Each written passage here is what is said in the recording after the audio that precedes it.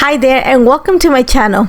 Today's project is for the Vicki Boutin design team, and today I'm going to show you a layout that I actually love how it turned out, but it's a totally different idea for what I had in mind.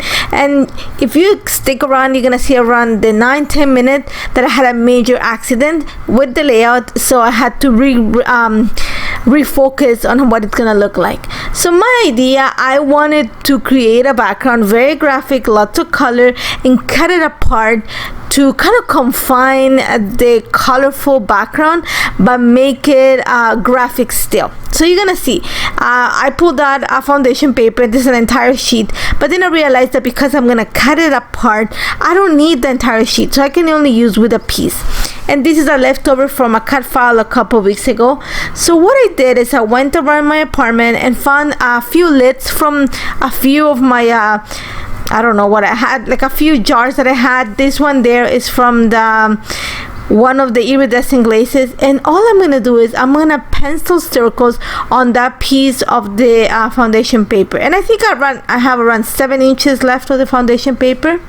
So all I'm doing is I'm gonna start penciling the circles very lightly, and some of them are gonna intersect, some of them are gonna be at the edge of the page, and I'm okay with that. Like I said, my idea was to kind of create colorful circles and then cut them and then kind of recreate the background in circle shapes on my layout. But like I said, you're gonna see, because I left it in the video so you can see how I rescue this layout. So I am actually gonna use something that I've heard lately in the group, in the community group, a lot of people asking what are the things that you can do with matte acrylic gel.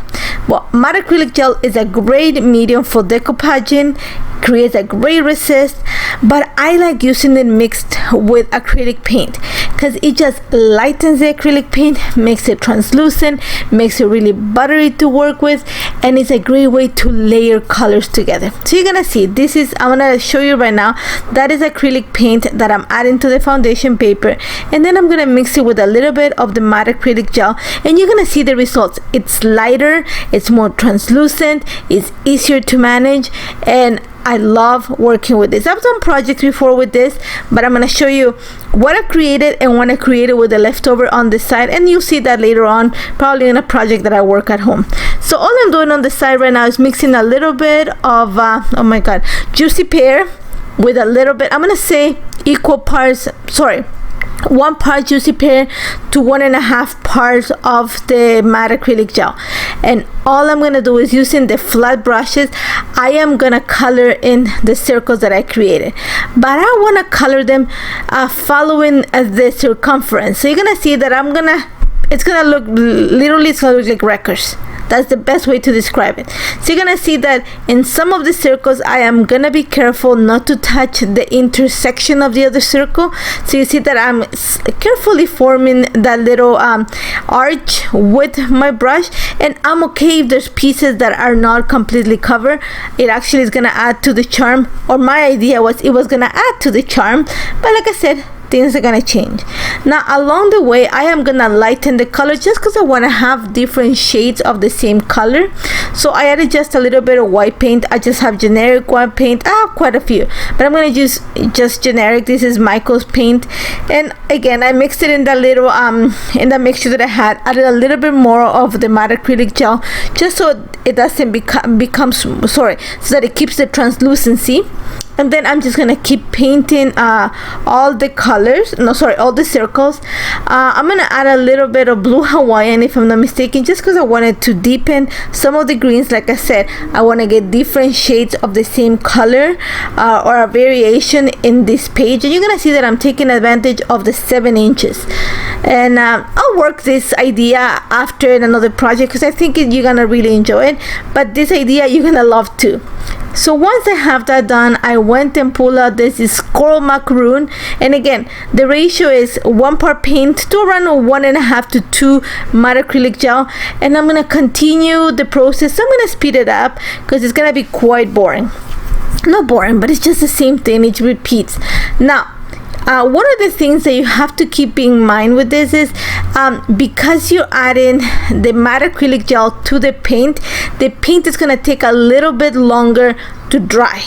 So what the matte acrylic gel does, it becomes kind of a retardant. So it makes it it takes longer to dry. It adds up to the translucency, but it also slows down the drying process. So it's a great way to mix mediums in case you want to do, like, I'm gonna say maybe art journaling. Matte acrylic gel is a great thing to have because it also becomes a sealant. And you're gonna see that once I have the accident, I was actually very happy that I had used the matte acrylic gel because it's gonna save part of my project. So all I'm doing is, because I have quite a bit of paint, I'm pulling the 6x8 paper pad and I'm just gonna add brush strokes.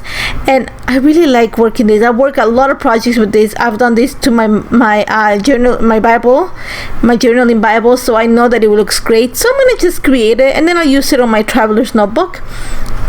So again, I'm gonna continue, and this one here is crushed pineapple. Crushed pineapple is quite bright on its own. When you add matte acrylic gel, it becomes a little bit brighter. So just keep that in mind. Just because it adds translucency, so it takes some of the opacity from the paint. It just makes it lighter, so it makes it brighter. So just keep that in mind. And again, I'm just following, like I said, I'm coloring in the circles. They're gonna look like little records, and I'm okay with that. Along the way, I'm adding white paint, and that's just gonna help me to lighten the colors so that I have different shades of the same color in my page. Now on the yellow, I'm gonna add a little bit of sugar strawberry, and that's like the fuchsia tone, just because it's gonna give me more of like the coral kind of reddish tone. I did not want to use red because red looks like blood, but I don't mind a good coral. So a little bit of that, like I said, sugar strawberry is gonna give you a beautiful coral. And I'm actually gonna marble the colors, and I'm gonna keep coloring some of the circles. You're gonna see that I add another one because I had quite a bit of empty space in the middle, and I thought that, again, based on my original idea, I could have a little bit of red and cut it. It was gonna show really nicely because I'm just gonna cut it in 3 different parts. Like I said, I had a plan in my mind and it did not come to fruition. Still, I like it. Again, the leftover piece, the leftover paint, don't throw it away. Use it on something else. And all I'm doing, and you're gonna see how slowly I'm building a background. And even though this is a 6x8, I work with traveler's notebooks. I document every day on a traveler's notebook or on the Life Crafted album from Citrus Twist Kits, which are my to-go things. And so I use this for backgrounds. Again, I'm gonna set it. It doesn't take too long to dry, but it's gonna take longer than regular acrylic paint, but I'm able to continue working. The blue that I'm using is saltwater taffy, if I'm not mistaken. I'm pretty sure that's what it is.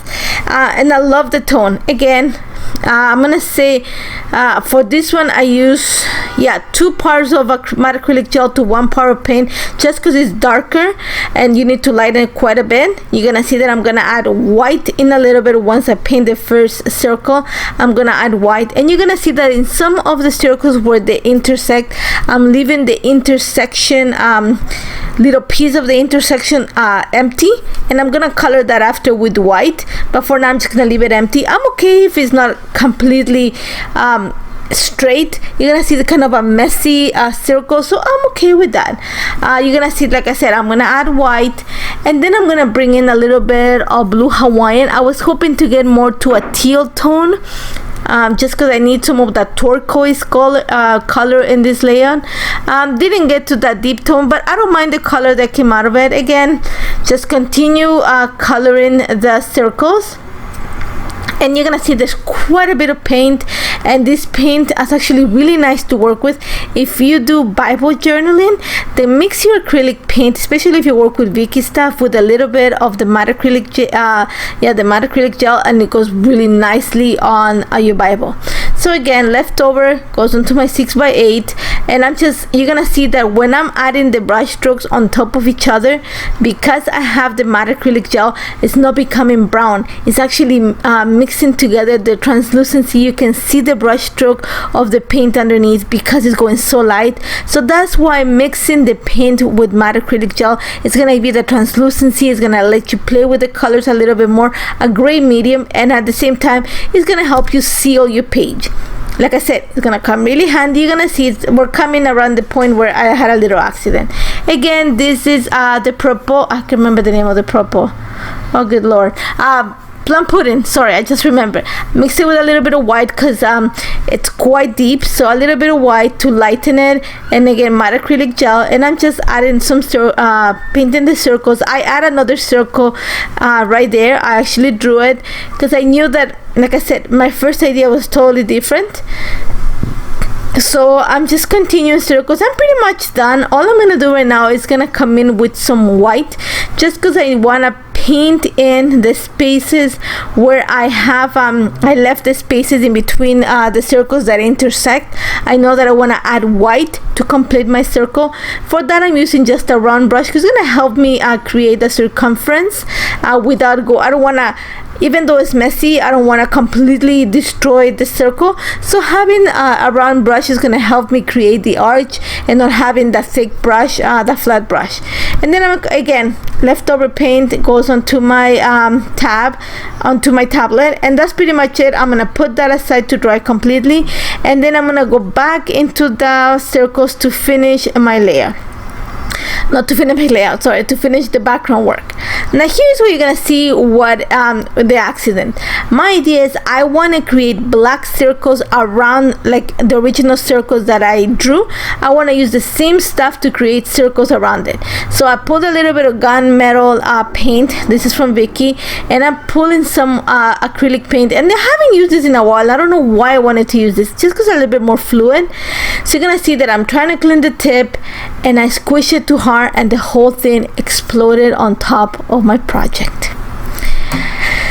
Okay, let's just say that there was a few curse words along the way. It took me a while to clean because I have a white surface, so it took quite a bit to cut. You're gonna see the back and everything. Black paint is very unforgiving, so it was hard to just not cut some of the project.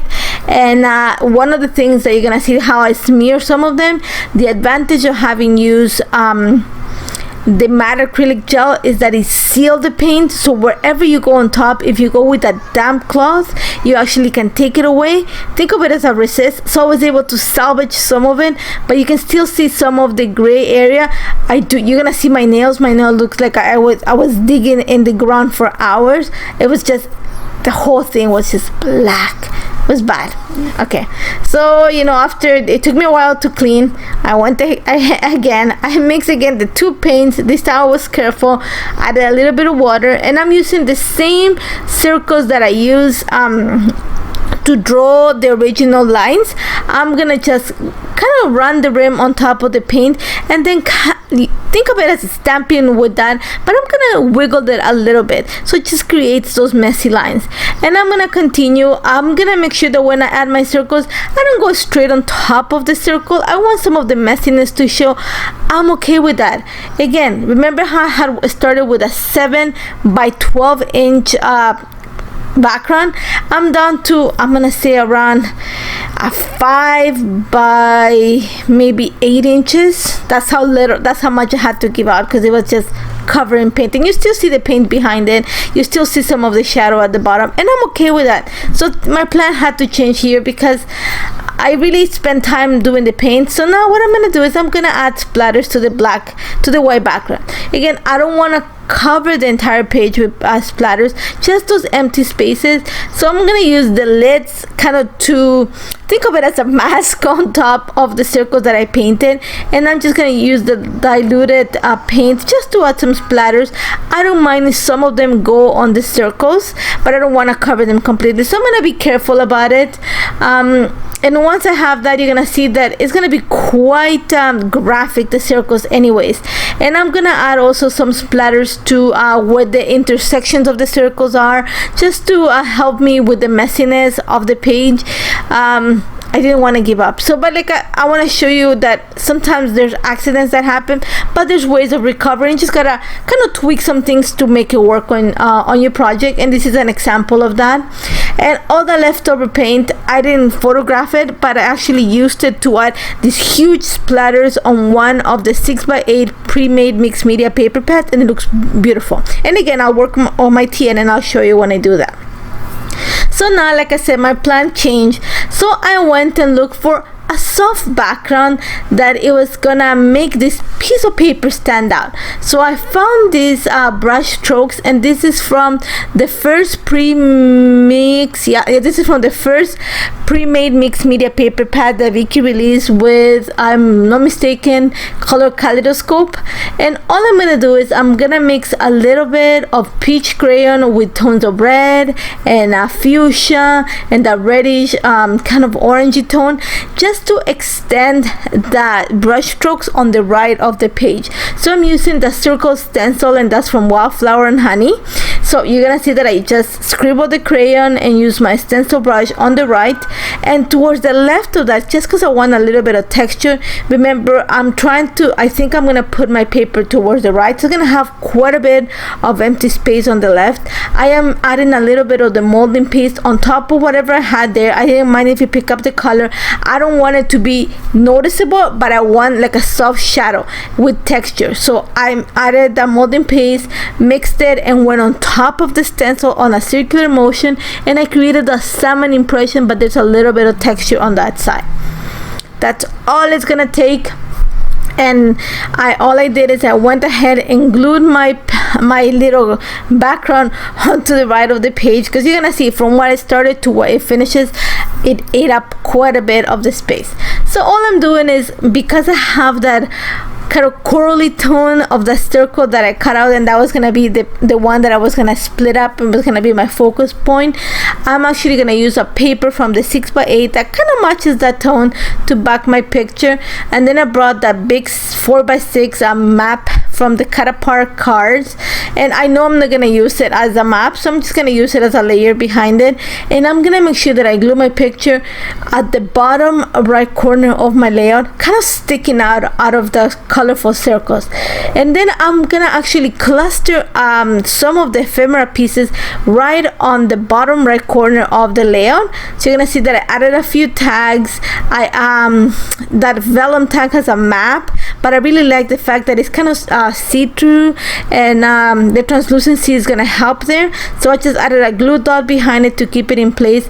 That paper plane there comes in the ephemera pack, but I wanna use it kind of to tie the entire page together. So you're gonna see, once I have that in place, I found that every day on my ephemera pack, and the title is gonna be Everyday Explorers.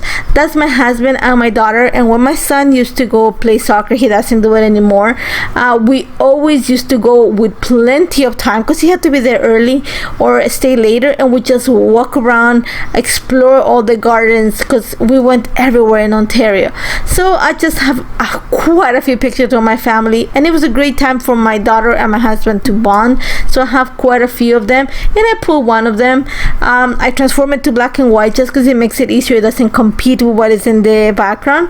And all I'm doing is I decided that because I have all that empty space on the left, instead of putting my title on a horizontal position, I'm putting vertically just to use up the space and the length of the column of mixed media. In this case, those black alphas are from an Amy Tangerine collection a couple years ago, and just I pulled out, there's a small ephemera piece that has a small adventure and has a paper plane and with a heart. So I just fussy cut that. I'm gonna add it to the top just to complete the movement, and then I added a little squiggly line from the tablet that just continues the line and it goes through the circles. Again, I'm trying to salvage my background, and even though like I think it works great for what I have for the layout, that little chipboard piece that says the story of today is just from it was too long for what I have in mind. I don't want to go past the title, so the choice was to trim it and put it like kind of stack them, and that's about it. I actually, after all the accident and all the work, I love how this turned out. It's graphic, it's bold, and you guys know that I'm not afraid of color, especially if there's black involved, and I love it. I hope you try it. As always, if you have any questions on how to work this, don't hesitate to contact me. I hope this gives you a better idea on how to use matte acrylic gel in your projects and how you can salvage a project too. Thank you so much for joining me, and I hope to see you soon. Take care, guys.